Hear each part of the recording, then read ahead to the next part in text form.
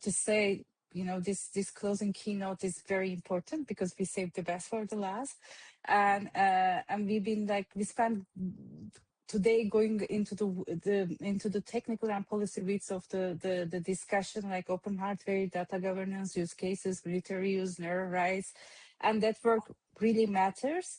But every now and then you need someone to step back and ask what is actually at stake here, and what are we trying to protect and why.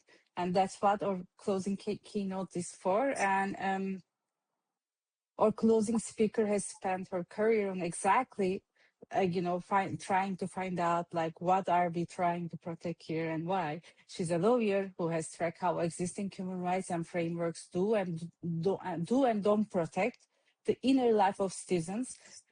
She's a barrister associated to Garden Court Chambers and the author of Freedom to Think. She brings a rigorous legal grounding to what can sometimes feel like an abstract debate, and she's going to leave us, and I hope not just with sharper sense of the risks, but with a hopeful argument for what a different future could look like. So, Susie, the floor is yours. Thank you so much. It is a real pleasure to be here, and I'll try to be optimistic. It's not always easy, but and it's probably not in my culture, but I will try.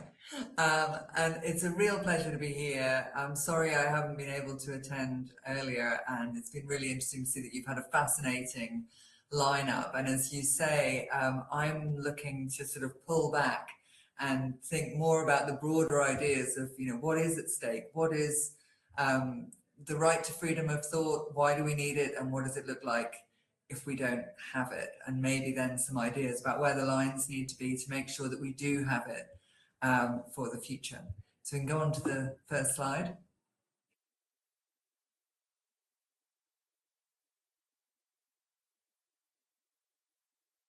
So pulling right back to begin with, I want to go back and look at what it looks like to not have freedom of thought, and the issue of Galileo in 1633, when he was found guilty of blasphemy for suggesting that instead of the Earth being the center of the universe with everything going around it, that actually the sun was the center of the universe. So heliocentrism, and this idea that the Earth is just one of a number of orbiting planets and not really all that important.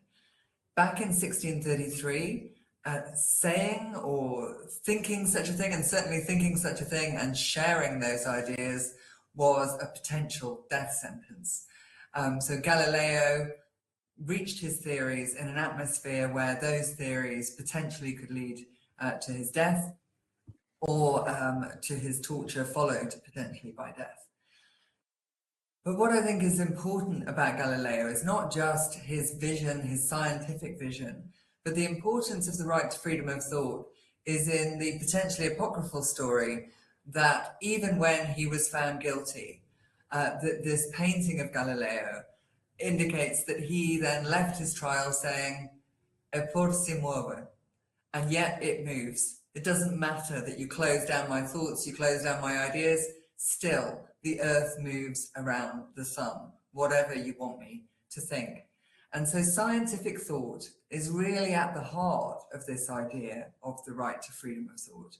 We would not have the scientific developments that we have and benefit from today if it weren't for that right to freedom of thought, and for the people whose thoughts were so important to them that even on pain of death, they could not let go of their discoveries and their ideas. And Galileo, in the end, he died under house arrest, but what his ideas gave us is the foundation of our whole concept of the universe today. Next slide, please. So fast forward then to 1948 and the Universal Declaration on Human Rights. And we see here Eleanor Roosevelt holding up this declaration, the 30 articles, the 30 rights that it was deemed by pretty much all the countries around the world in a way that one could barely imagine today, that these 30 fundamental human rights were what we all need to live, to thrive, and to enjoy our humanity, what every single person on the planet needs. And amongst those rights we have the right to freedom of thought in Article 18 and the right to freedom of expression and opinion in Article 19. The Universal Declaration on Human Rights came about really as a response to the horrors that the world had seen during the Second World War and the Holocaust in particular. The crushing of human dignity, the way that entire nations had been captured by propaganda to think unthinkable, unspeakable thoughts that led to deaths and torture of millions of people around the world. And it was that horror that really made everybody draw back and say, this must never happen again. And to prevent this happening again, we have to recognize the inherent dignity and the rights that every human being should have. And I think the inclusion of the right to freedom of thought and the related right to freedom of opinion in that list of rights is really crucial. And one of the things that I found when I first started looking at the right to freedom of thought around 10 years ago was that very little had been written about or thought about the right to freedom of thought since that time. In fact, it was an article by Christoph Bublitz that was the only piece of work that I could find that looked at the right to freedom of thought in any kind of detailed way today. But most of the commentators that I found when they spoke about the right to freedom of thought, they would say, well, obviously, we have the right to freedom of thought. It's a natural right. It's an absolute right. But no state can get inside our head and mess with our freedom of thought. So we don't actually need to do anything about it. We don't need concrete legal protections. We just have this right to freedom of thought, and that's great, but nobody could take it away from us anyway. In my view, the fact that the right to freedom of thought and the right to freedom of opinion were included in the Universal Declaration on Human Rights was a recognition that that is not true and has never been true, that there are many ways that our right to freedom of thought has been and continues to be threatened. And I think looking today at the issue of brain-computer interfaces, this is just the latest iteration, the latest way in which potentially our right to freedom of thought might be affected.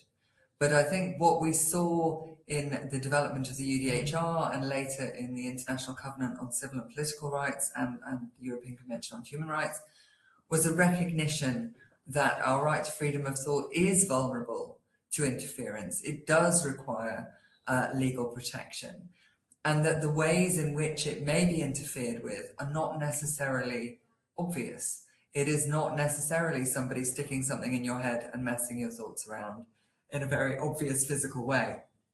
It can be something quite subtle, and particularly, as I mentioned, in the Second World War and during the Holocaust, the drafters of international human rights will recognize the power of propaganda, the manipulative impact of propaganda. And I think the right to freedom of thought and the right to freedom of opinion are a part of that recognition. Next slide, please.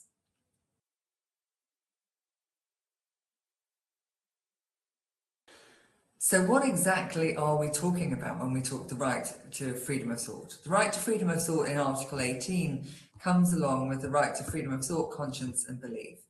Right to freedom of thought is connected with the right to freedom of religion. And certainly in international jurisprudence and international academic writing on Article 18, there's an awful lot more that's been written about the right to freedom of religion, conscience and belief than there had been up until quite recently about the right to freedom of thought. Freedom of thought is now catching up, and there are now really fascinating academic debates around freedom of thought and recognizing what it might mean and how it might develop in the future. But one of the reasons potentially why we see more about religion and belief and even potentially conscience is because of this dual aspect to the right. So the aspect that I'm going to talk about mostly today is the forum internum. It's the right to freedom of thought inside your head. Not what you're telling people that you're thinking, not what you're doing in order to respect your religion or to manifest your religious beliefs, not what you are doing in acting on your conscience, but simply what is going on inside your head, the forum internum, as it's known. The second aspect, which is the part that has had a lot more attention in jurisprudence and in academic writing, is the right to manifest individually or with others your conscience and belief. And from a religious perspective, you can see what that might mean, whether it's going to church, whether it's praying, whether it's clothes or jewelry or other items that you might wear to express your religious beliefs. And both of those aspects are extremely important to the right to freedom of thought, conscience, and belief. But they are quite different.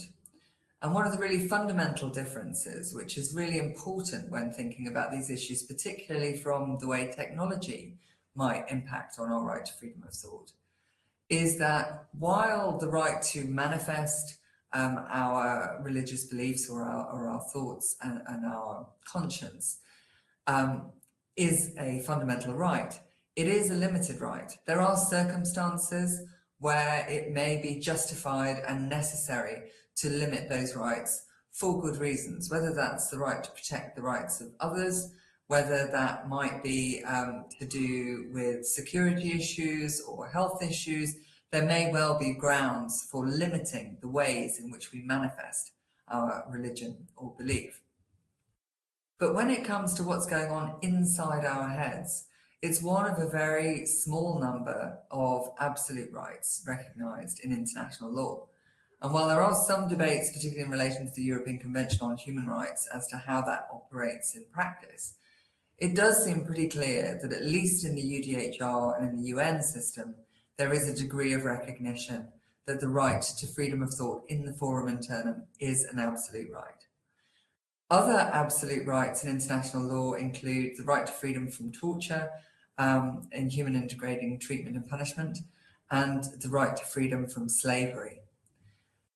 You can see that all three of those rights have to do with the really fundamental ideas of human dignity.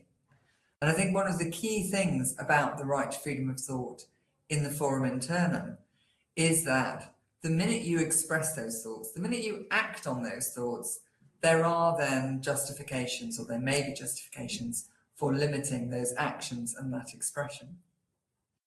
But you need to have the absolute freedom to think for yourself in order to be able to change your mind, in order to be able to protect yourself potentially, to choose who you tell what you think to in circumstances where your thoughts and beliefs might well be dangerous.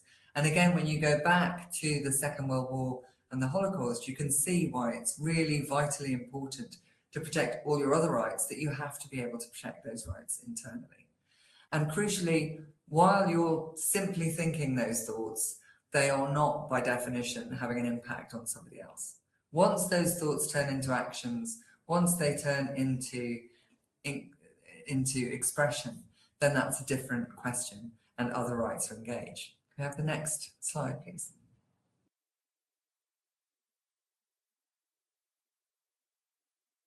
And so I mentioned Article 19, which some of you may be more familiar with, and certainly the right to freedom of opinion, information and expression is a right that's much more commonly understood and talked about.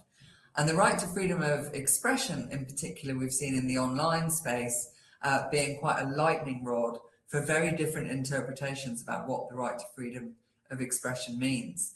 And we can see around the world that the way the right to freedom of expression operates in different jurisdictions, in different legal and cultural contexts, can be really quite radically different. But that comes down to what I was talking about earlier with Article 18, that the right to freedom of expression can be subject to limitation. There can be legally justifiable reasons and ways in which our right to freedom of expression can be limited. And in fact, where our expression is destroying the rights of others, our right to freedom of expression is effectively lost in that process. So we cannot use our right to freedom of expression to destroy the rights of others. If we do that, we are essentially losing our right to freedom of expression. That is something which in international law is quite nuanced, with quite different approaches in different regions. But what we can see, the dominant discussion in the technological sphere in particular, comes back often to the American, the US interpretation of the right to freedom of expression and the First Amendment. But I think it's very important when thinking about freedom of opinion and freedom of thought to understand that what we're talking about here are international concepts of this right, and not the ways they may or may not be recognized in the US Constitution. And in particular, I think it's very interesting that while the founding fathers in the US spoke about the right to freedom of thought quite a lot, and you would almost have expected it to be in the US Constitution, there is no explicit right to freedom of thought in the US Constitution. The First Amendment is about expression. There are religious rights protected in the US Constitution, but not directly the rights to freedom of thought. So what I'm talking about here is what has emerged out of the Second World War, out of the Universal Declaration on Human Rights and that international movement on human rights. But what we do see within Article 19 is the important interplay between our right to freedom of opinion, which is very closely reflected between right to freedom of thought, and in fact, in some regional contexts, it effectively is subsumed into that. So we see the right to freedom of thought being included with the right to freedom of expression, not as a standalone right and not with the religious issue. So there may be sort of a technical blurring between what is covered under freedom of opinion on Article 19 and what's covered under freedom of thought in Article 18. I think in practice, that's often going to be just a technical question rather than a practical question. If you're looking at the kinds of issues that I'm going to come on to in a minute, I think that distinction is not really meaningful.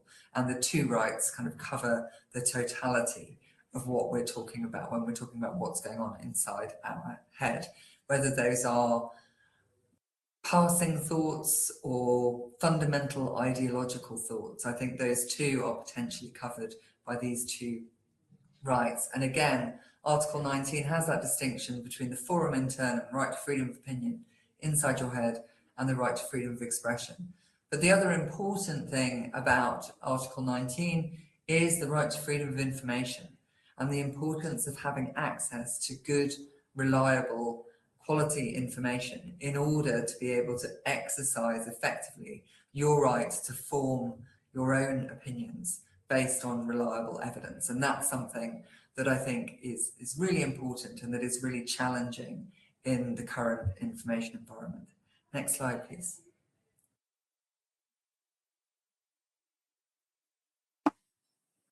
So there's very little that has been written, as I say, about the scope of freedom of thought, but one source of information to give us an idea of it is the UN Human Rights Committee's General Comment 22, which is now arguably very much out of date, but it does at least tell us that the right to freedom of thought, conscience, and religion is far-reaching and profound. It encompasses freedom of thought on all matters, personal conviction, and the commitment to religion or belief, whether manifested individually or in community with others.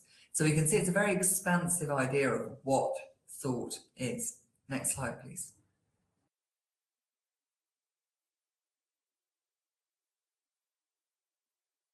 So looking at that sort of expansive idea, the next question is, how exactly is this forum internum, this absolute right to think what you like inside your head, how is it protected?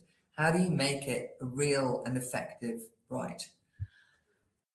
So again, from the limited sources, there appear to be three layers of protection.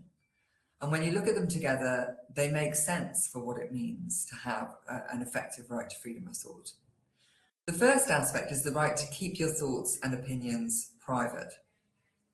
That goes to the question that was being asked at the end of Christoph's session as well. What about data relating to our thoughts? It doesn't necessarily go deeper to tell you exactly what counts as a thought, and that is a very big question. But this right to keep your thoughts and opinions private is really important and connects into the other aspects of the right. The second is the right not to have your thoughts and opinions manipulated.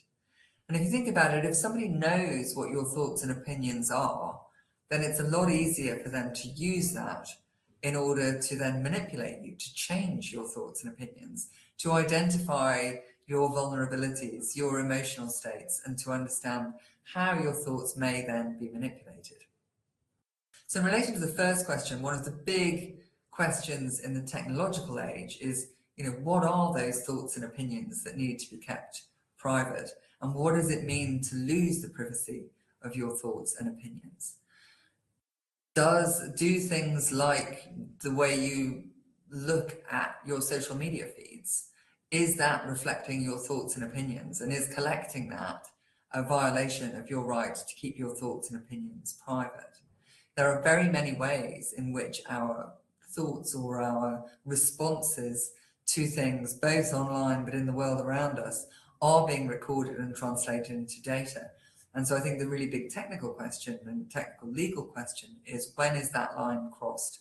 Because going back to what I said earlier, the right to freedom of thought is absolute. So if what somebody or a company or a government is doing crosses that line to violate the right to keep your thoughts and opinions private, then that can never be justified, it can never be allowed, and that practice quite simply has to stop.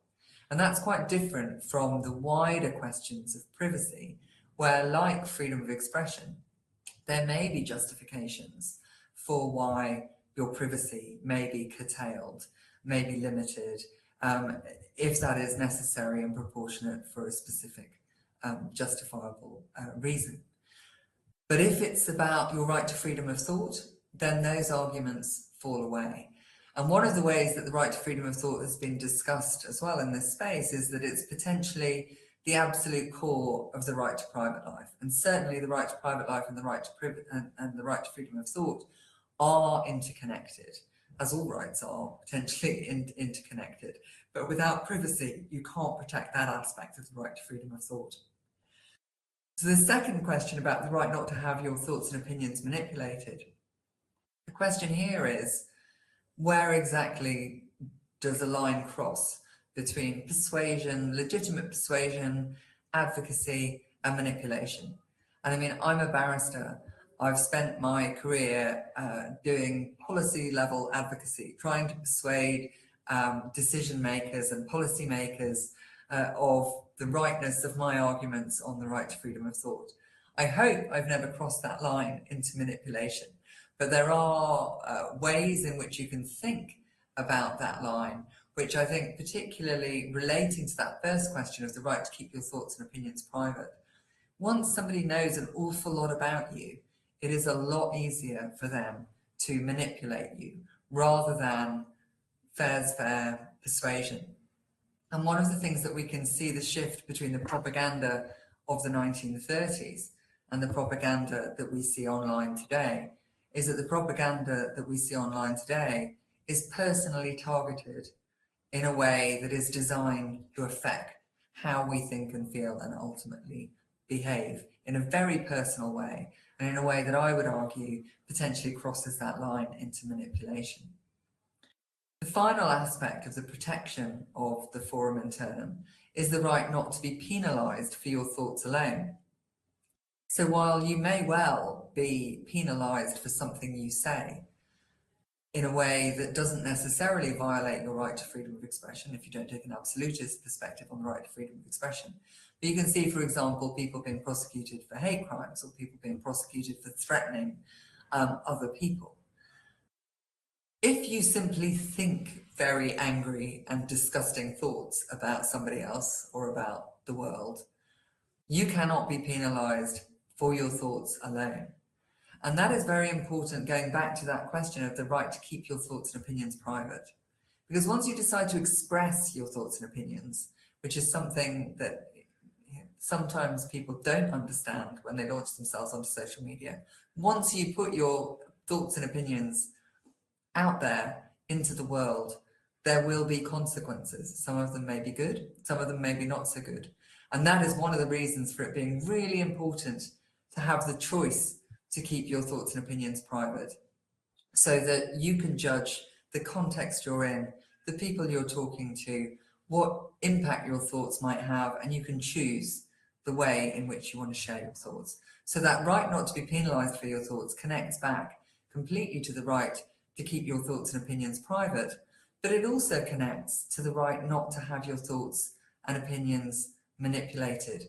Because in some cases, particularly where your thoughts and opinions may be being manipulated in a way that is not in your best interests, the outcome may well be some form of penalisation for your thoughts and for thoughts that you have not even freely developed yourself.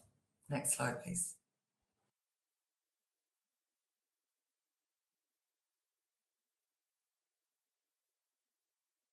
So thinking just very briefly about that question of manipulation, the only case law that I've come across so far, but I hope that in the near future we will start seeing these matters being discussed more broadly in court. And if anybody else has seen any other cases, then I'd be really happy to hear about them.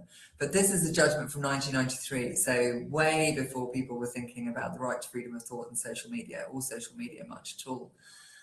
It was a case of Kokkinakis in Greece, and it was about proselytism and about the distinction between bearing Christian witness and improper proselytism, which goes to that question that I was saying of where's the line between persuasion and advocacy and improper manipulation.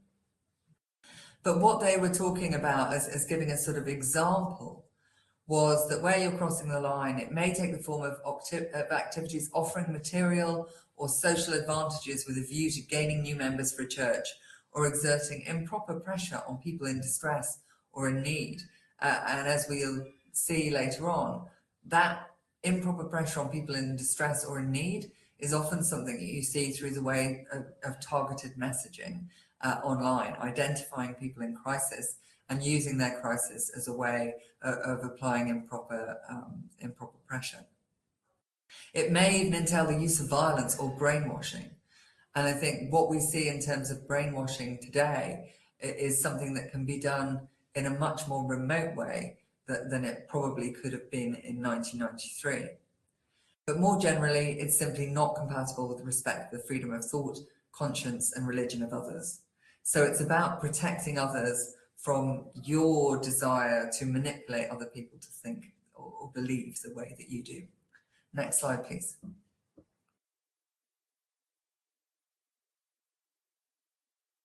So moving then a bit into the areas of technology and the way that technology affects your right to freedom of thought, or may do. And really for me, the event that made me start to think about this, originated with, I'm sitting here in London in 2016, minding my own business as an EU citizen. I suddenly woke up to find that I was no longer going to be an EU citizen or an EU lawyer as a result of the Brexit referendum. And I obviously was quite upset about that, having spent my career being very much an international, particularly European lawyer, and seeing the future as really quite bleak.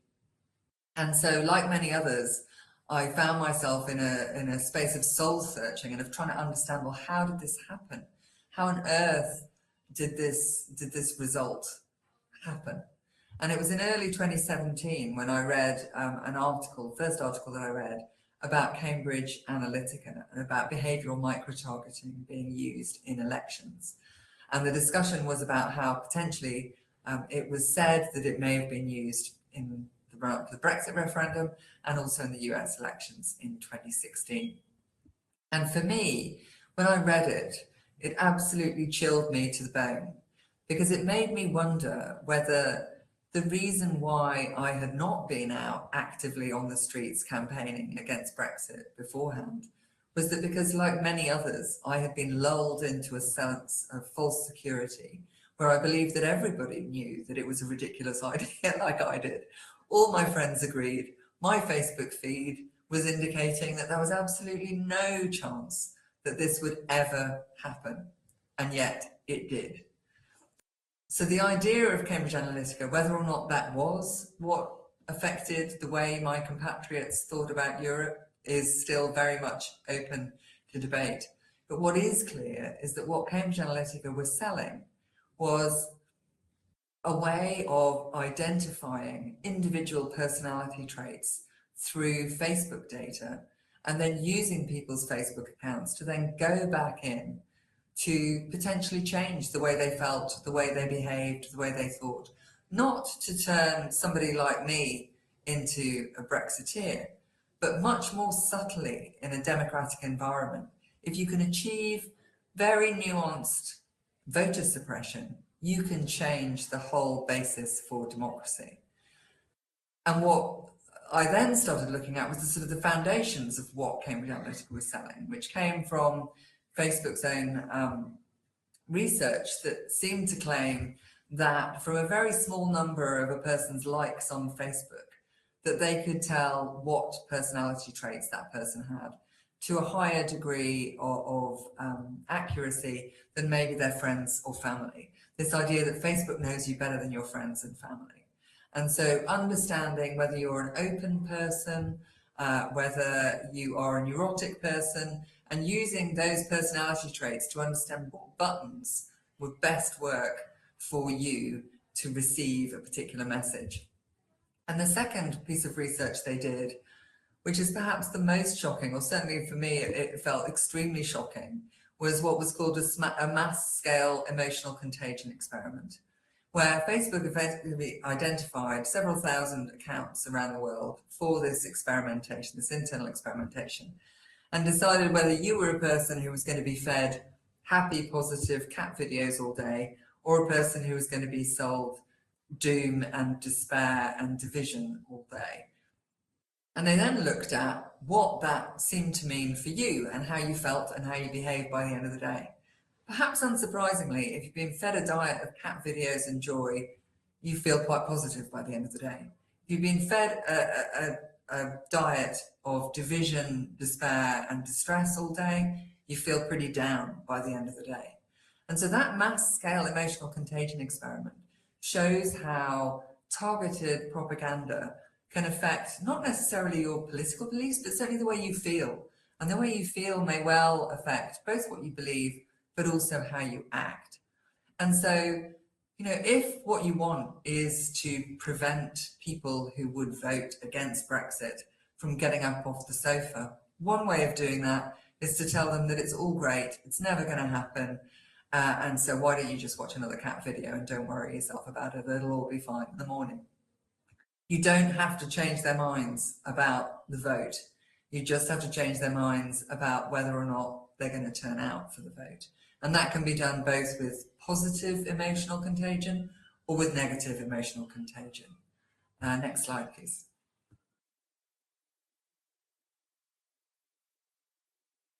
And what we can see with, as well, the way social media feeds operate is that one of the really strong sort of impacts on the way we think and the way we behave is through the diet of information that we get, and going back to that right to freedom of information. And one of the really interesting themes that I looked at in my first book, in Freedom to Think, was the rise of flat earth theory. So poor Galileo will be turning in his grave with the popular views that the earth is flat and the moon landings were a hoax today. Maybe in a few years' time I'll be proved wrong. But at the moment, the general scientific accepted view is that the earth is round. But with this growth in flat earth theory, some researchers have started to wonder, well, why is it? Why are people suddenly deciding that the earth is flat, contrary to the received scientific wisdom that we've had for centuries?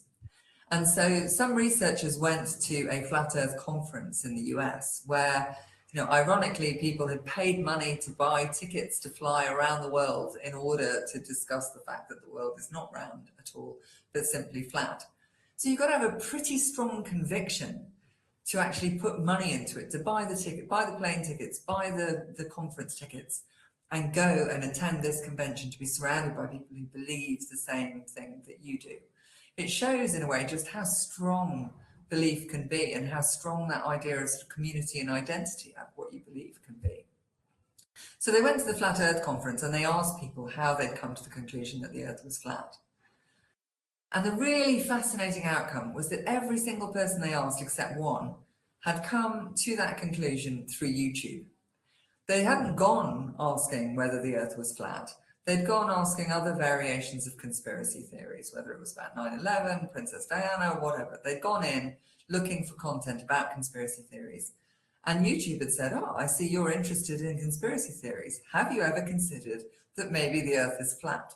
And then started delivering them tons of really fascinating content proving that the Earth was flat. So you can see the power of the way our information and targeted information can change the way we think and the way we believe our world is. And the one person who hadn't come to it through YouTube had come to it because I think it was his son and daughter-in-law had persuaded him, and they'd come to it through YouTube. So it was YouTube by proxy. But you can see really how easy it is for targeted diets of information to really significantly change people's belief systems. Next slide, please.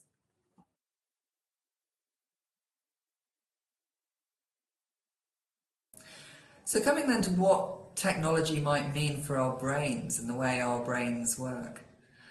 I'm going to talk about AI in a minute, but one of the things that we've all become very reliant on over the last 10 or 20 years is GPS. Finding our way through the world with Google Maps or Apple Maps or whatever other system we use to try to work out where we're going.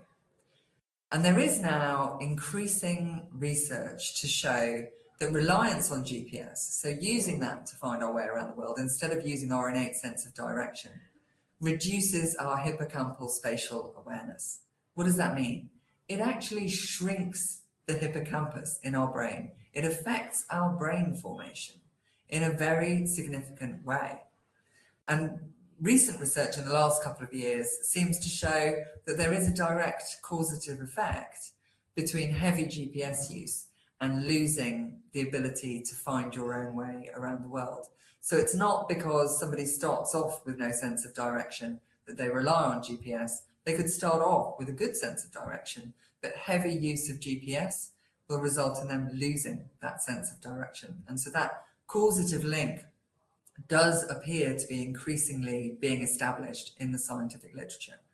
And so I think that's very important to understand how reliance on technology, even technology that's not directly plugged into our brains, has a very direct and physical effect on the way we think, the way our brains work, and actually the formation of our brains. Next slide, please.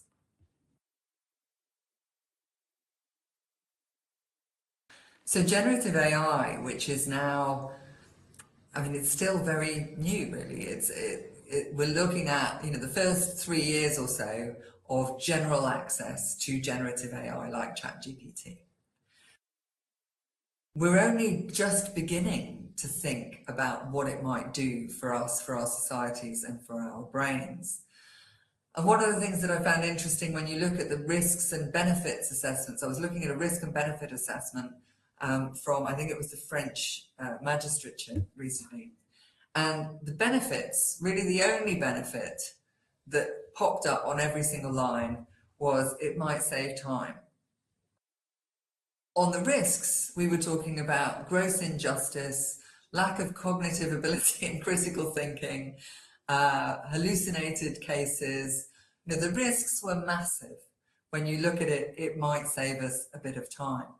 And so I think when we're thinking about the way technology is going to affect us, our societies, and us as individuals in the future, it's really important to question whether a bit of time saving, a bit of efficiency is actually a false promise when we compare it to the very serious risks.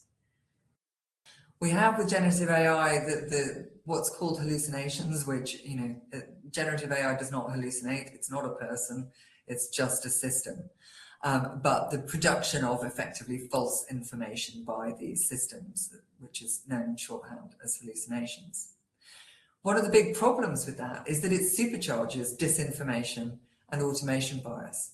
When we read something that looks coherent, that looks persuasive, it's often very hard for us to actually understand that it's total made-up nonsense and to question it, because we have this inherent automation bias.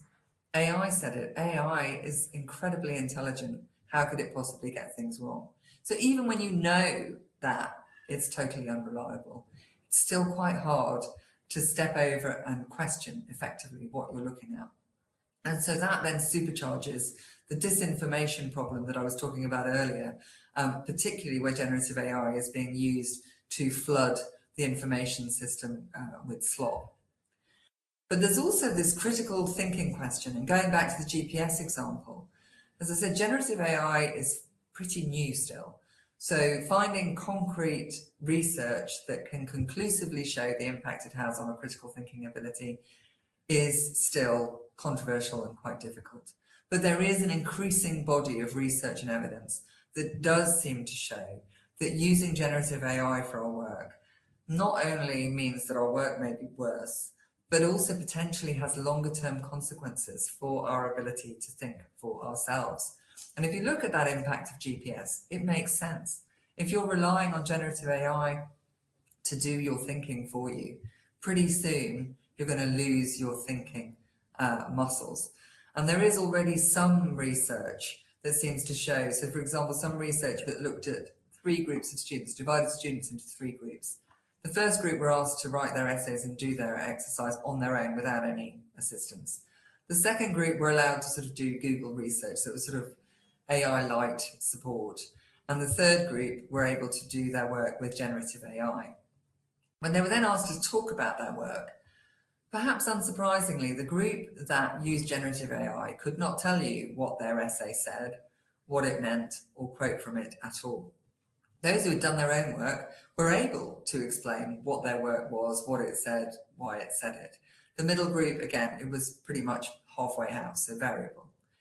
But the really interesting part of the experiment was that they went back a few weeks later, switched the groups around, and what they found was that those who had used generative AI the first time, when they were later asked to think for themselves, their capacity to think for themselves had dropped significantly from the baseline of before using generative AI. And pretty much every week now, there is more research that seems to indicate that there is potentially a cumulative and long-term cognitive impact of relying on generative AI for cognitive tasks. As I say, it's very new. It remains to be seen how that develops. But another area that we see, which is much more obvious today than it was when I started writing my second book, which was in part inspired by a tragic example of this, is the AI delusions and the impact on people of consistent engagement with AI, where they start to develop psychosis. And in some cases, we've seen people taking their own lives or taking the lives of others in a psychotic and delusional spiral that has been exacerbated, apparently, by their use of generative AI. And there are ongoing cases in the US in particular related to this challenge. So that, again, you can see how engagement with technology can have a really powerful impact on an individual's ability to think for themselves and the way they think, and can really exacerbate psychotic and other mental health issues. Next slide, please. So coming finally to brain-computer interfaces, which I understand is what you've been talking about a lot more today. I think brain-computer interfaces are sort of the pointy end of the way that technology can interact with our brains. It's a very new area. The areas that I've talked about earlier are examples of areas where we're getting a better idea of exactly what kind of impact technology can have on our right to freedom of thought. But I think when you look at brain-computer interfaces and brain data, one really disturbing experiment that I looked at in my first book, In Freedom to Think, was the red brain, blue brain experiment. So it was an example of an experiment carried out in the US, where a group of subjects had brain scans to look at the way their brains responded to risk. So it was sort of a gambling type experiment. So it looked at the ways their brains responded to risk. So that's what they'd signed up to for their experiment. Interesting social study in how our brains operate in specific circumstances. But that data, those brain scans, were then later taken for a completely different piece of research, where they took those people and compared their brain scans and their approach to risk to their registered voter interests in the US. And they then looked at whether or not they were Democrat or Republican, and looked at what that seemed to show in the way that their brains operated. And they identified that by their brain scans, they could identify to a very high accuracy level whether or not somebody was likely to lean left or lean right. And so what I think that experiment shows, and I don't think it's an experiment that would have been possible in Europe with European data protection laws and privacy laws, at least I hope not, is that brain data that is taken for one reason can be used already to identify how people may think, what their opinions might be in a very sensitive political area that has really significant connotations for all of us, for our democracy and for our human rights. Because if you can look at somebody's brain scan and understand whether that's somebody you want to turn up at the voting booth or not, then voter suppression becomes very easy on an industrial scale. And that is one of the reasons why our brain data and the way we think about our brains has really significant political consequences. Christoph mentioned the issue of brain-computer interfaces, ownership and identity. And I think when we're looking at brain-computer interfaces for health reasons, for example, in particular, this kind of question of who owns the brain data, but also who owns the devices. And we've already seen examples of people where they've been given life-changing therapy with brain-computer interfaces, but when the research stops, if the brain-computer interface is then removed, people have been reporting loss of their own identity, their sense of self. They don't have control over their ability to access this technology. And that changes very much. At a very fundamental human rights perspective, people's capacity to think for themselves, to control the way they think and feel, whether by access or removal of these devices. But I think the question of control and dignity is absolutely fundamental to any legislative frameworks that we think about when we're looking at the future potential for brain-computer interfaces to liberate people, to allow people to develop their identity and their right to freedom of thought. So brain-computer interfaces are not necessarily anathema to the right to freedom of thought, but the controls, the legislative and governance controls that need to be put around these devices are vital to the future of the right to freedom of thought. Next slide, please.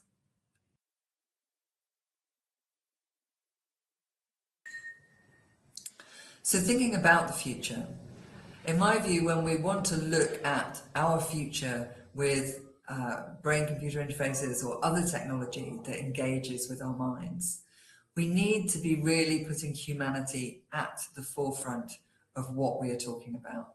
We need to protect human imagination, our capacity to change our minds autonomously, our capacity to feel differently from one day to the next, to have an identity that evolves. And for that, we need to protect our right to freedom of thought. We need privacy. We need all our human rights.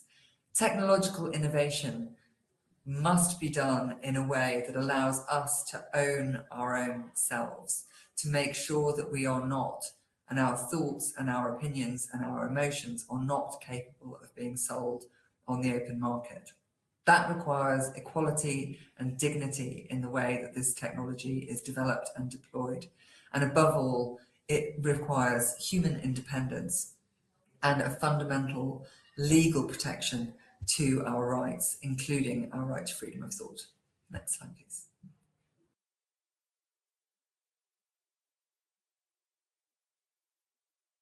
So that was me ending on a positive note, I hope. It's an idea of what we need to think about to have the future that we want.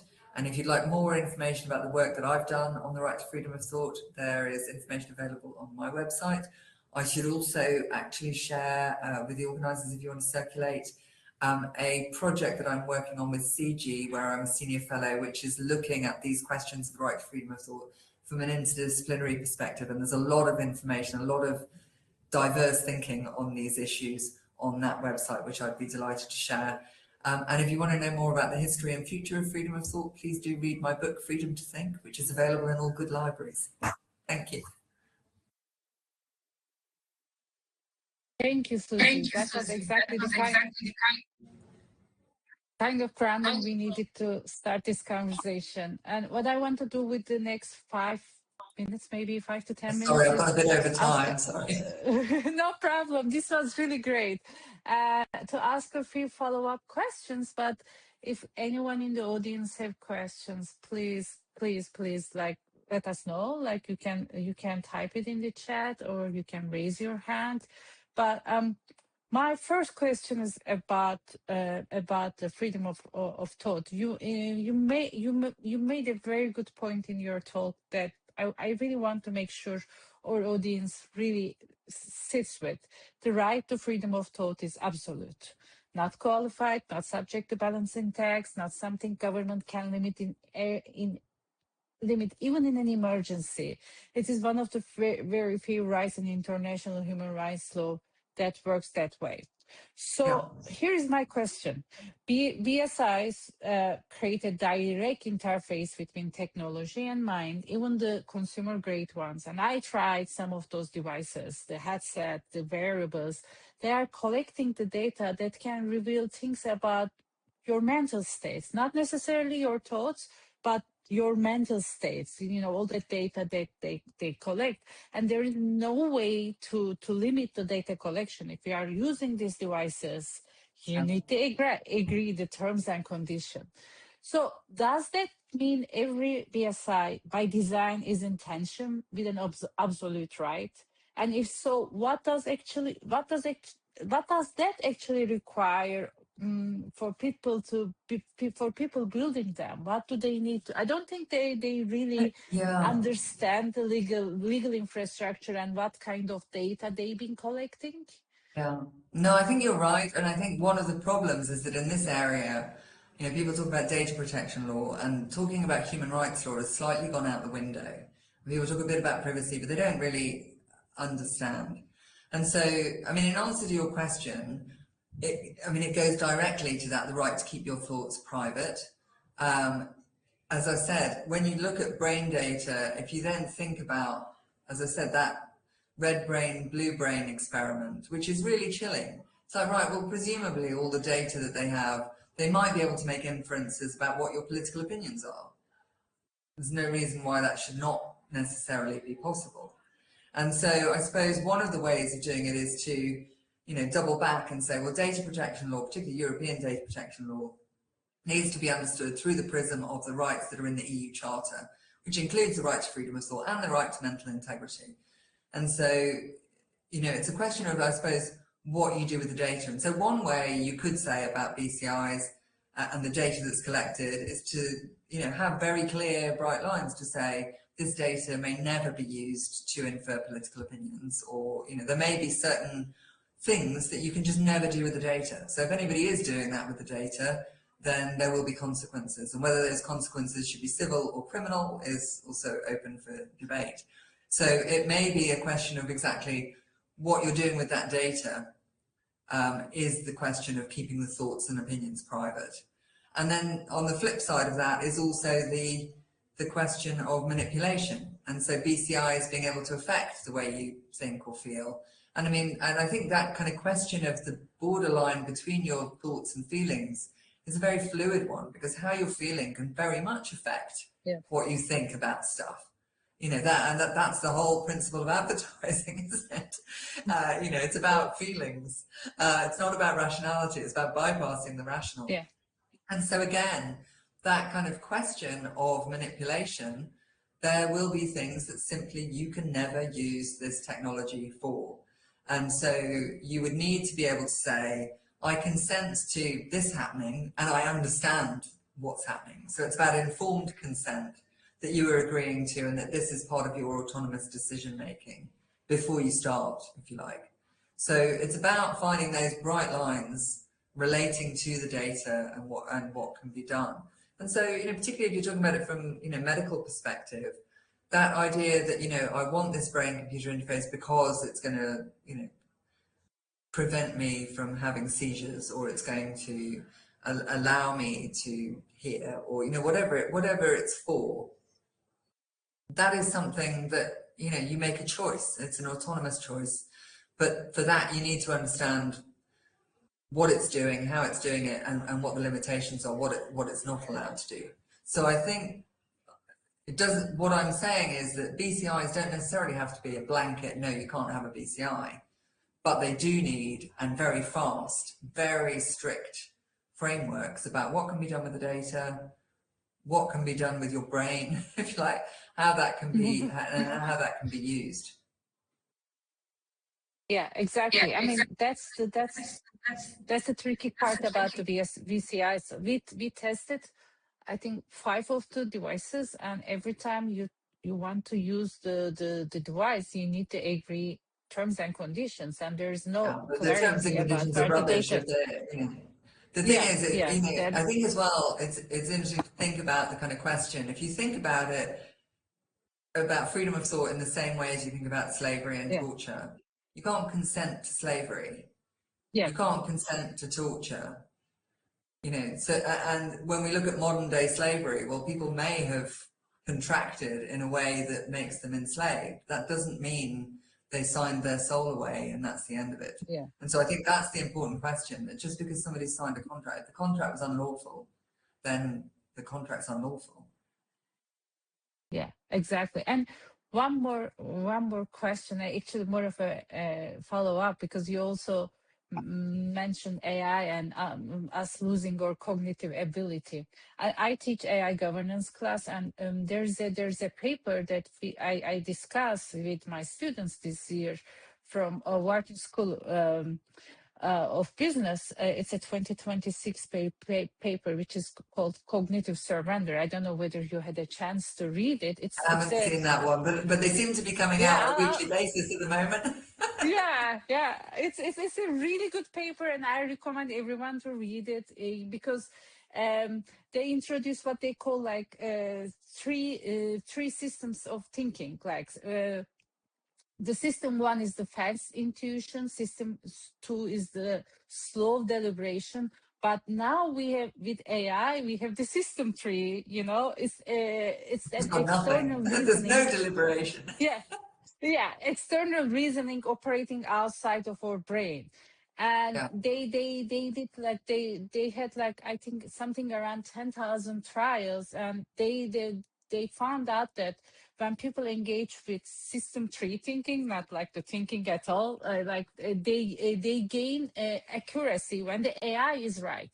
But when the AI is wrong, that's the problem, because people still believe it, Yeah. what the AI tells them. And Yeah. and But also the yeah, important they thing don't is know if it's right or wrong. And they couldn't tell you yeah, why. yeah, and their confidence goes up. Like, Yeah. it's not that they I think I challenge did see that one. It the was that, yes, the AI makes you more confidently wrong, yeah, effectively. and Yeah. they call this as a cognitive surrender, but Yeah. it's not a delegation. You don't delegate, your thinking. Your reasoning is vacated. So, I mean, considering what AI, I think, one of the questions that we try to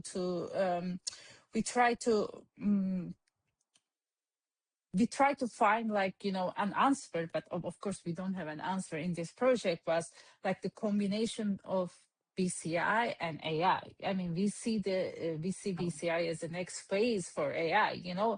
I mean, AI already has so much data about us, and combined with our emotional data, like, I think, the current BCI devices, at least the ones in consumer market, they can't really read our thoughts, Yeah. but they know about our moods. They know how I feel, Yeah. and when I use the device, they collect that data, and when you put that in the bigger picture, where they have all data from about me for all those years, from Google, Facebook, and others, and then the AI Yeah. systems, and then my mood, and they have the full picture of who I am and what I do.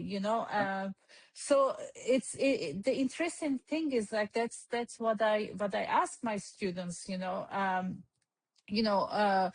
We are not like we are just voluntarily giving away freedom of Yeah. thought. It's to the AI systems. And I don't think, maybe there's a legal question, but maybe can we do that? Like, as you mentioned before with the slavery, I think so I think it's a mind shift, if you like, that we need in governance to, and that's my hopefully non-manipulative advocacy. Maybe I need more manipulation. It sounds, we need to use manipulation to free ourselves from manipulation.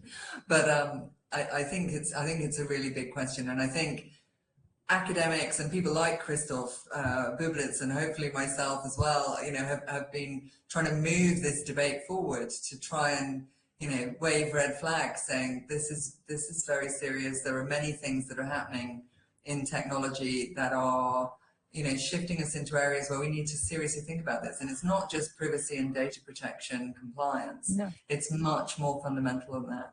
And so, that's one of the things that for me, as well, I mean, that's what made me write a book. That's what set me on this path, was because, as I said, when I first read about Cambridge Analytica, I felt sick because I felt like, oh my God, have I been manipulated? And I think one of the important things that got lost in the debate around Cambridge Analytica, there was a kind of like, oh, well, maybe it didn't even work. But what the drafters of the ICCPR in particular noted, that you can have a violation of the right to freedom of thought without it necessarily affecting your thought. So, yeah. Or understanding your thoughts. So on the privacy, there's a question that just inferences about what you think may amount to a violation of your freedom of thought.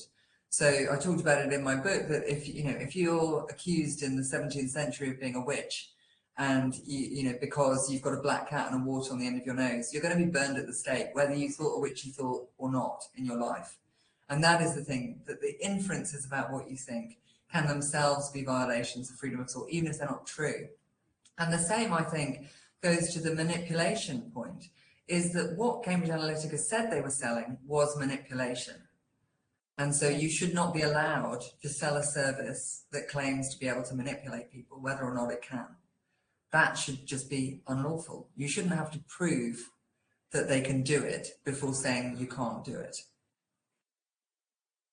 Yeah, I mean, I have more questions, but I know that we are we are 7:06 now. I'll invite Renata back. Thank you very much. This was really great, and My pleasure.